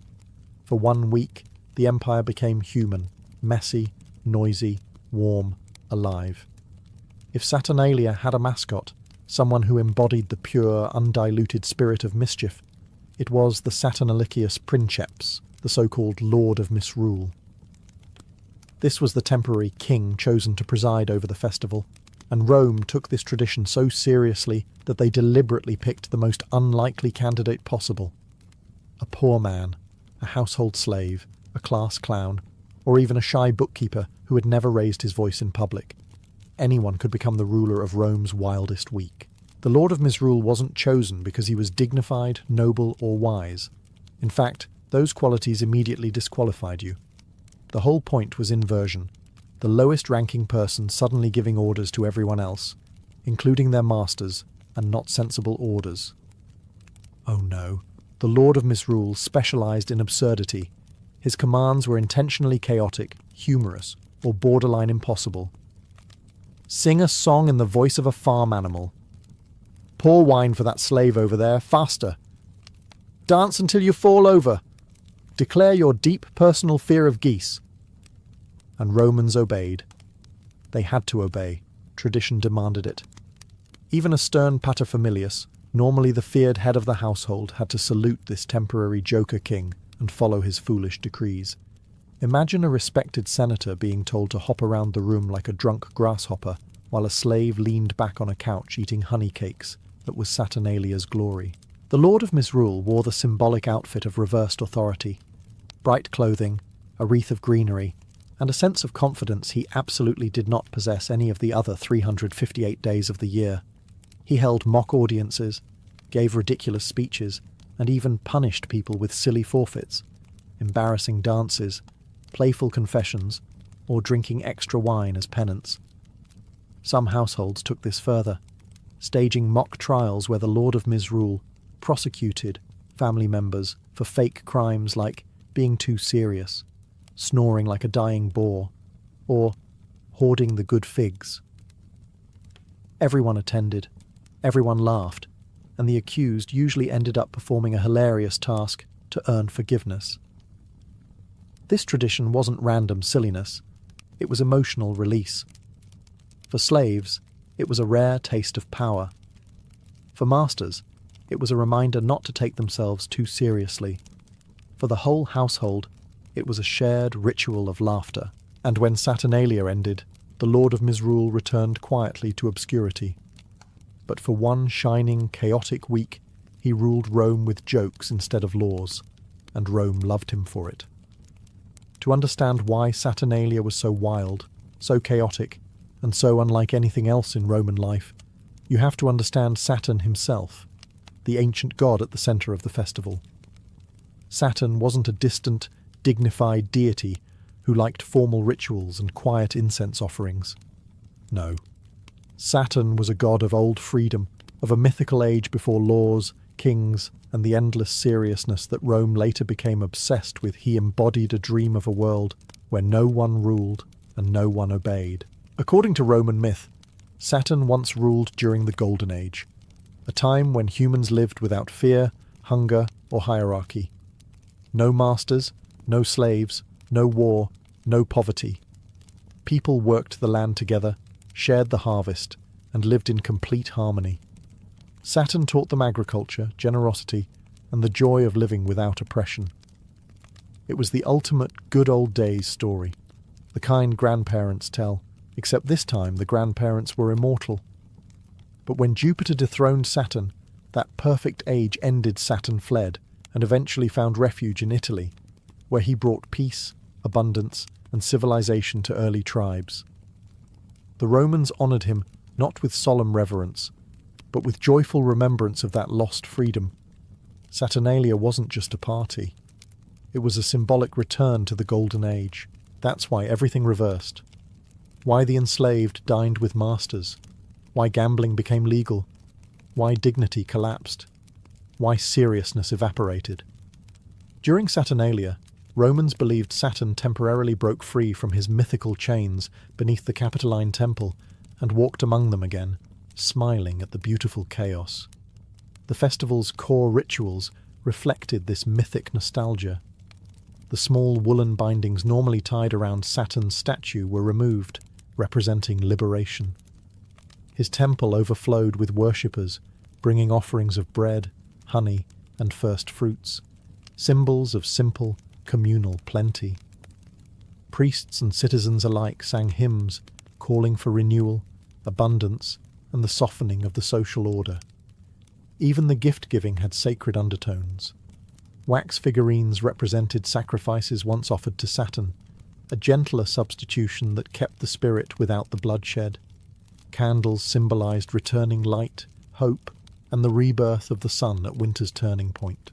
To Romans, the laughter, gambling, wine, and jokes weren't disrespectful. They were acts of devotion. Saturn didn't want solemnity. He wanted the world as it had been in the beginning, free, equal, abundant, and full of life. For 1 week, Rome remembered that dream, and even the gods approved. When the final day of Saturnalia ended, Rome faced a familiar but dreadful moment, the moment when the music stopped, the wine jugs ran dry, and the city had to remember how to behave again. It was not a graceful transition. Imagine an entire empire waking up from the same glorious week-long party, looking at the mess around them, and collectively asking, "What have we done?"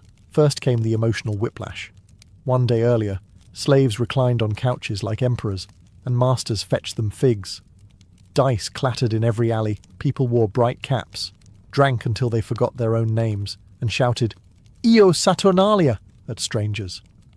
But as dawn broke after the final night, the festival atmosphere evaporated like spilled wine on sun-baked stone.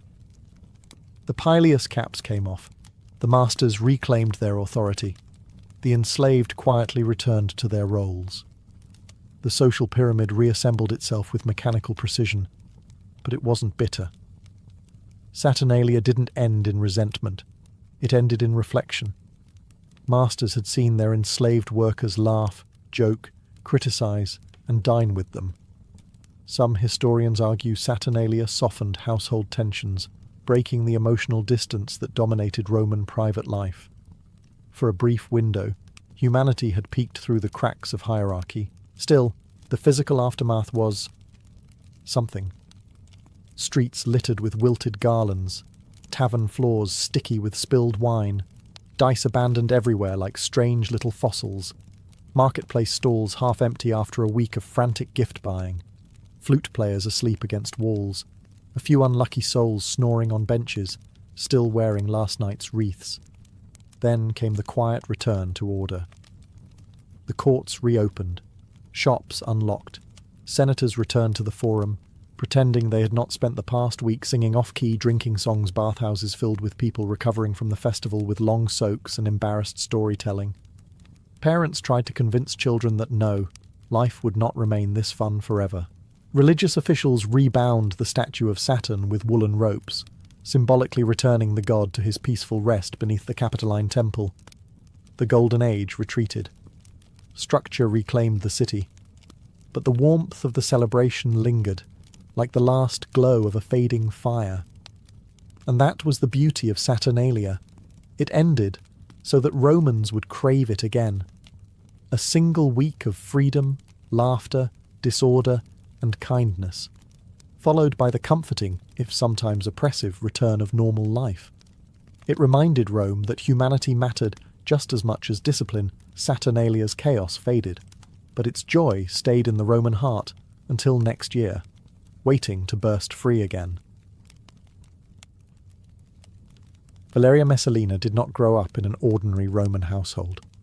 She was born into the Claudian dynasty, one of the most elite, intertwined and dangerously influential families in the empire. Her childhood wasn't defined by toys or games. It was shaped by whispered conspiracies, political dinners, and the constant awareness that every relative around her had enemies, agendas, or both. When other children learned to walk, Messalina learned to watch. When others learned to speak, she learned to strategize. The imperial family was her playground and also her battlefield. Her lineage guaranteed luxury. Marble villas, silk cushions, tutors who drilled her in literature, philosophy, and the art of appearing innocent while calculating everything. But Roman aristocracy also guaranteed exposure to the darker side of power. Jealousy, rivalry, and the quiet fear that the wrong alliance could destroy an entire bloodline. Messalina absorbed all of it. She saw how quickly reputations changed, how rumors could ruin a senator, and how survival in Rome required a talent for influence. At a shockingly young age, she was connected to the emperor through blood and marriage lines long before she ever stepped into the palace as an adult. Her cousin was the young Gaius, better known as Caligula, a boy whose childhood temper tantrums were early warning signs of the unhinged reign to come. Family gatherings weren't warm. They were pressure cookers, with ambitious relatives smiling politely while imagining each other's funerals. Messalina grew up studying them all, and if Rome taught her one thing early, it was this. Power was the ultimate currency, and beauty was a powerful tool. Ancient writers, biased or not, describe Messalina as striking, dark-haired, charismatic, and dangerously magnetic. She wasn't merely attractive, she possessed presence. The kind that made people look twice. The kind that, in Rome, could be weaponized by her teenage years. She understood exactly where she stood in the imperial web. She was valuable, politically, socially, symbolically. And valuable people were never left alone for long. So when the imperial family arranged her marriage to Claudius, a man older, awkward, scholarly, and constantly dismissed by his kin, Messalina didn't flinch. She understood what the marriage meant: alliance, access, influence. She might not have known she would become empress one day, but she certainly knew she was stepping closer to the throne Rome had crafted her. Now it was time for her to step into Rome's center stage, and the empire had no idea what storm it had just invited into the palace walls. When Messalina married Claudius, the match was not a love story. It was a calculated political arrangement wrapped in silk and ceremony. Claudius, decades older than her, was the awkward scholar of the Julio-Claudian clan. He limped. He stuttered.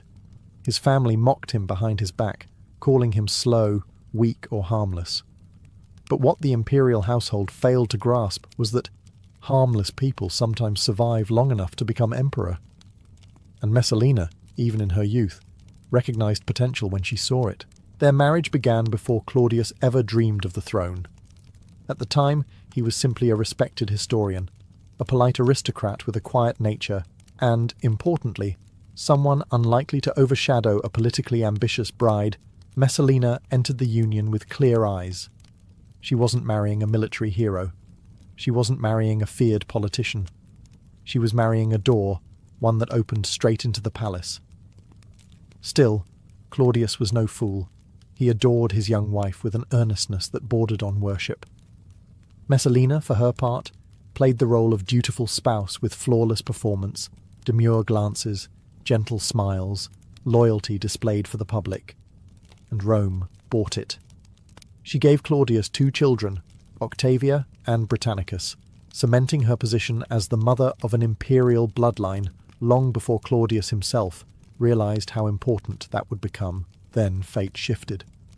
Caligula fell to an assassin's blade in the chaotic aftermath of a palace conspiracy, and Claudius, hidden behind a curtain, terrified, confused, was dragged out and proclaimed emperor by the Praetorian Guard. Messalina did not faint or protest. She watched opportunity unfurl before her like a golden tapestry. Overnight, she became Empress of Rome. But while Claudius stepped into power reluctantly, Messalina embraced it with shocking speed. The palace became her hunting ground.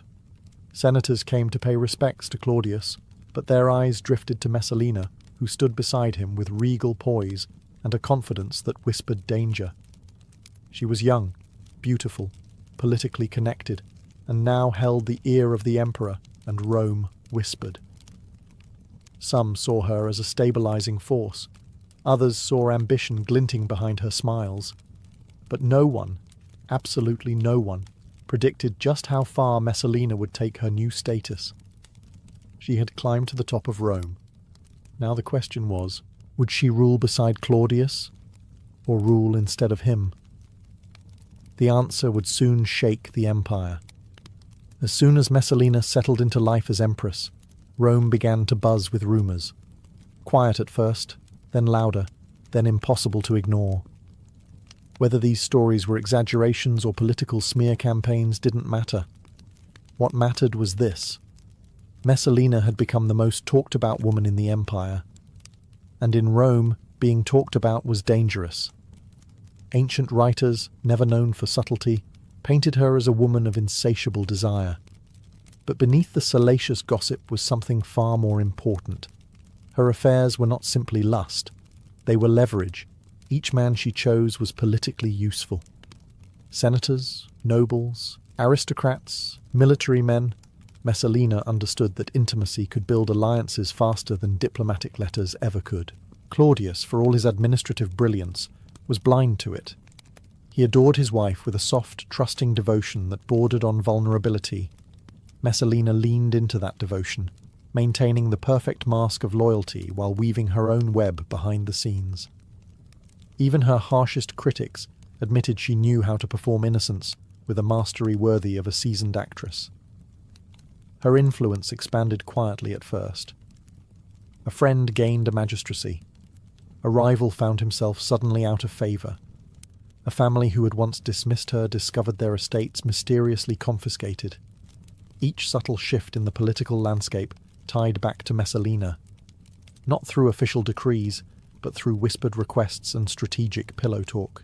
One of her earliest and most notorious entanglements was with Gaius Silius, a handsome and highly respected nobleman. Their relationship didn't erupt overnight, it simmered. What began as flirtation grew into a dangerous alliance. Silius was ambitious, wealthy, and admired by many. He was everything Claudius was not. And Messalina saw in him a potential partner, not just in pleasure, but in power. The pair became the centre of a hidden circle: patrician wives, ambitious husbands, disgruntled senators, a quiet opposition forming in the emperor's own palace, all orbiting around a woman who was still in her 20s. Meanwhile, Rome whispered louder.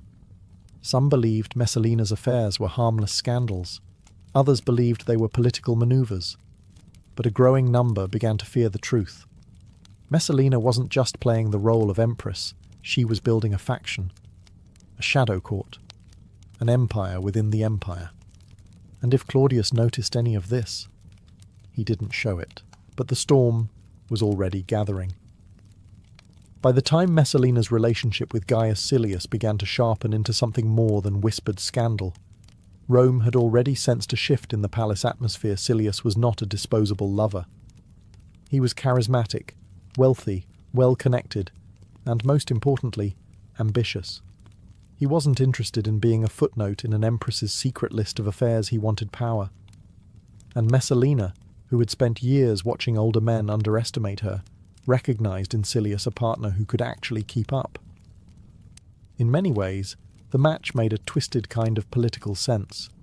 Claudius, for all his administrative skill, was not a commanding presence. He was beloved by the people, but not truly feared. Silius, on the other hand, radiated the kind of youthful confidence Romans adored. If Claudius represented stability, Silius represented possibility, and Messalina was caught between them, her official husband and her unofficial equal. The danger grew when Messalina began funneling influence, estates, and imperial attention towards Silius. Senators noticed. Noble families noticed. Even the Praetorian Guard, always alert to palace undercurrents, began asking quiet questions. Why was Silius's star rising so quickly? Who was protecting him? And why did so many of Messalina's allies suddenly find themselves indebted to this handsome young nobleman?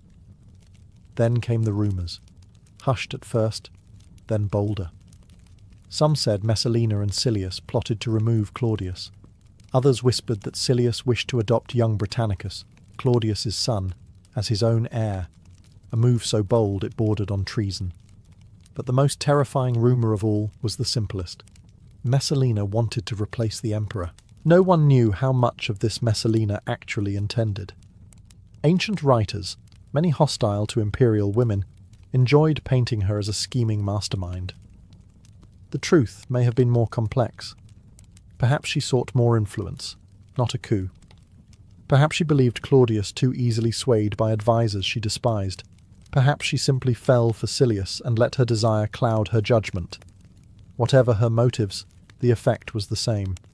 Silius became the lightning rod for all anxieties surrounding Messalina's power.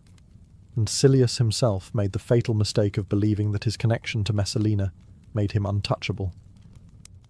He strutted through Rome with an arrogance that set off alarm bells among the political elite. His confidence grew. His circle expanded. His ambitions sharpened. But Rome is a city where ambition, unchecked, becomes suicide. And Messalina's alliance with Silius was about to cross a line no one could survive. What happened next is one of the most shocking, unbelievable, and chaotic episodes in all of Roman imperial history. Even ancient historians, who loved exaggeration almost as much as they loved scandal, pause before describing it, because Messalina did something so outrageous, so dangerously bold, that generations of writers have argued over whether she was mad, overconfident, manipulated, or simply convinced she was untouchable. She married Gaius Silius, while still married to the emperor. This wasn't rumour. This wasn't gossip whispered behind palace curtains. This was a public ceremony, a full wedding complete with guests, vows, music, witnesses, and celebrations.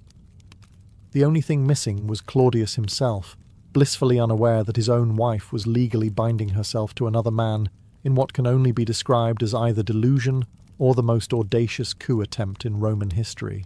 The timing couldn't have been worse, or better, depending on how unhinged your ambitions were. Claudius was away from Rome, supervising religious ceremonies in Ostia Messalina, seeing an opening, decided to act. Some say she believed Claudius would quietly accept the situation to avoid humiliation. Others believe she intended to replace him entirely, with Silius ready to assume power and Britannicus as their political puppet. And some sources claim Silius pushed the idea, pressuring her to commit fully before Claudius could return. Regardless of motive, the wedding was no secret affair guests attended in droves, either out of loyalty, fear, opportunism, or morbid curiosity. They feasted. They toasted. They watched the Empress of Rome stand beside another man and swear lifelong devotion. Saturn might have smiled at this level of chaos, but Rome certainly did not. The Praetorian Guard was stunned. Senators panicked. Palace officials whispered, "This is treason," while others whispered, "This is suicide." Even those who benefited from Messalina's patronage began quietly distancing themselves. The empire had tolerated her affairs. It had tolerated her political maneuvering. It had tolerated her influence over Claudius. But a public bigamous marriage? That crossed a line carved in marble. The ceremony wasn't just shocking, it was a declaration. Whether it was a genuine power grab or the fever dream of two lovers lost in their own ambitions, the message was unmistakable. There were now two emperors in Rome, and neither was Claudius. And when Claudius returned to the capital and learned the truth, the empire braced itself. Because the storm Messalina had created was about to crash down on her with fatal force. When Claudius returned from Ostia, he expected the usual: reports from advisors, routine imperial business, perhaps a quiet evening with his family. Instead, he was met at the city gates by terrified officials tripping over their own words. Their message was simple, blunt, and devastating. Your wife married another man. Claudius froze. The emperor who had survived palace coups, assassinations, and years of being mocked by his own family found himself struck silent. A mixture of disbelief, heartbreak, and political terror washed over him. Because this wasn't just adultery, something Rome tolerated with a shrug. This was treason, a direct threat to the imperial line. And Claudius, cautious by nature, understood immediately what this meant. Someone wanted him dead. His advisors rushed to fill the silence. Narcissus, his most trusted freedman, took charge. He explained everything: the wedding, the witnesses, the nobles who attended, the gifts exchanged, the rumours of plots, the speed with which Silius's circle had grown. Narcissus didn't soften the truth.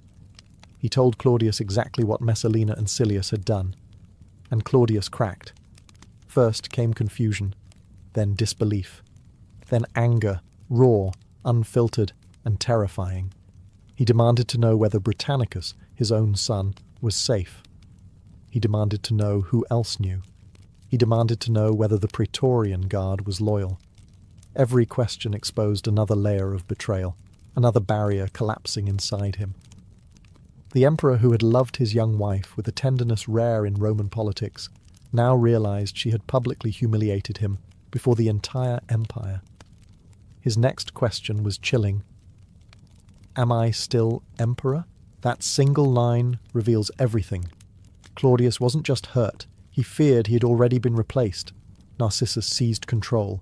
He ordered the Praetorian Guard to secure the palace, arrest Silius, and round up everyone who attended the wedding. Claudius, shaking with rage and humiliation, let him. For the first time in his reign, he allowed a subordinate to act without restraint. Meanwhile, Messalina, finally realizing that her fantasy world had collided with reality, panicked. She rushed out of the palace with a handful of loyal attendants, trying desperately to reach Claudius before Narcissus could poison him against her completely. She begged allies for protection. She cried, she pleaded, but doors that once opened for her now slammed shut. Rome sensed the shift instantly. Senators who had praised her a week ago now whispered prayers for their own safety. The people gossiped in the streets. The palace trembled with anticipation. Claudius had returned, and Messalina's empire of influence was collapsing under its own weight. As Claudius prepared for a reckoning, Messalina entered the most desperate hours of her life. For years, she had moved through Rome with absolute confidence. Doors opened, senators smiled, allies swore loyalty, fortune bent in her favour. Now those same hallways echoed with dread. Allies vanished, friends looked away. Rome could smell blood, and no one wanted to be caught standing beside the doomed empress when the hammer fell. Messalina was still young, barely in her 20s, but she had risen so high that her fall felt mythic. She ran through the palace grounds, calling in every favour she could think of. She sent messages to Claudius. She summoned senators. She begged trusted courtiers to help her reach the emperor before Narcissus could convince him that she was beyond forgiveness. She still believed she could fix it. She always had. But Rome had changed overnight. The marriage ceremony had not been a rumour. It was documented, witnessed, undeniable. And Silius, realizing that the tide had turned, made the most self-preserving decision he had ever made. He abandoned her. He fled to the Praetorian camp, hoping to negotiate or plead for mercy. It didn't work. The guard cut him down immediately, his ambition dying on the same blade that severed Messalina's last hope. Messalina didn't know this yet. She was still racing through the city, accompanied by a handful of loyal attendants and her mother, Lepida, who had not spoken to her in years, but returned now out of a mother's final instinct to shield her child. Together they fled the palace grounds, slipping into the gardens of the Villa Lucullus, hoping to hide until Claudius cooled. But Claudius wasn't cooling. Narcissus had carefully chosen the moment to strike, ensuring Messalina had no chance to appear before the emperor and manipulate him. Claudius, exhausted, humiliated, and overwhelmed, had allowed Narcissus to take control, and Narcissus knew what had to be done. Roman politics had no space for mercy towards someone who had publicly married another man in the emperor's absence. If Messalina survived, she would always remain a threat, a focal point for rebellion. So, Narcissus sent the soldiers. In the villa gardens, Messalina waited, trembling, furious, panicking, still convinced Claudius would summon her for a final audience. She rehearsed her speech. She imagined forgiveness. She imagined rebuilding. But the footsteps she heard approaching were not Claudius. They were the men sent to end her life. When the soldiers entered the lush gardens of the Villa Lucullus, carrying the emperor's unspoken verdict, the air itself seemed to freeze Messalina, once the untouchable empress of Rome, now stood trembling among the hedges and marble statues, a cornered animal in the same city she had once ruled through charm and cunning. She still clung to one final hope, that Claudius, the man who had adored her with blind devotion, would rescind the order at the last second. But Claudius was miles away, terrified and humiliated, and Narcissus made sure no message from Messalina would ever reach him. The soldiers hesitated. Killing an empress was no simple task. Some knew her, some had served her, some feared the wrath of the gods, but Narcissus had travelled with them to ensure the deed was done. He approached Messalina not with sympathy, but with cold efficiency. This wasn't personal, it was political survival. Messalina, in a final desperate attempt, tried to speak, plead, argue, explain, but the words tangled in her throat. Her mother, Lepida, who had reunited with her only in this last moment, held her and urged her to face death with dignity. "Your life is over," she whispered.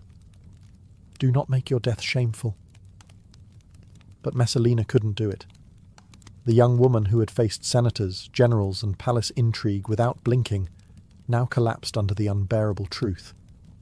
She was going to die, and no one, not Claudius, not Silius, not the gods, was coming to save her. According to Roman historians, she was handed a dagger and told to end her own life, as noble Romans were expected to do. But Messalina, despite all her ambition and ruthlessness, was not a warrior. She couldn't steady her hand. She sobbed, trembling violently, unable to strike the woman who had commanded so much power, now discovered she could not command herself. In the end, a soldier stepped forward and did what she could not. The strike was swift. The garden fell silent. The empire exhaled. Messalina, Empress of Rome, was dead, her life ending not on a throne, but in the dirt of a borrowed garden. Clutching her mother's hand, Narcissus immediately sent word to Claudius. When the emperor heard the news, he showed no rage, no relief. He simply asked for wine and ate dinner, as if grief was something he could delay until morning. Rome, however, would never forget her. Because whether villain or victim, monster or masterpiece, Messalina had carved her name into imperial legend, with a ferocity no death could erase. When Messalina died, Rome didn't sigh with relief. It gossiped, it analysed, it exaggerated, it embroidered details until her life became less biography and more mythology. The true Messalina disappeared beneath layers of scandal, propaganda, and political convenience. What survived was a legend, a woman transformed into a symbol of everything dangerous, seductive, and chaotic about imperial Rome. Ancient historians like Tacitus, Suetonius, and Juvenal painted her as the ultimate villainess, promiscuous beyond reason, scheming beyond morality, and reckless beyond comprehension. But these writers also had agendas. They despised powerful women, they distrusted the imperial court, and they loved turning complicated figures into cautionary tales. So the question remains, who was Valeria Messalina really? One version of her is the monster, a young empress who weaponized beauty, destroyed rivals, manipulated her husband, and plotted a coup with her lover. This Messalina is the femme fatale of Roman nightmares, the woman who pushed excess to its breaking point and paid the ultimate price. Another version is the victim, a politically convenient scapegoat for Rome's anxieties about female influence. She was a young woman thrust into unimaginable power during a dynasty famous for paranoia and betrayal. Her mistakes, however real, were amplified by historians eager to vilify imperial women while excusing the sins of men. And then there is the third version, the one most historians quietly acknowledge today. Messalina was a product of her world, a world where politics was personal, sex was currency, alliances were fragile, and survival required a level of ruthlessness that modern minds can barely grasp. She played the same game as senators, generals, and emperors, only she played it from inside a gilded cage. Her death did not calm Rome. If anything, it exposed the palace's fragility. Claudius remarried quickly, choosing Agrippina the Younger, a woman even more ambitious and politically sharp than Messalina had ever been. Under Agrippina's guidance, Claudius eventually adopted Nero, setting the stage for another chapter of imperial chaos far darker than Messalina's scandals, and the Roman people.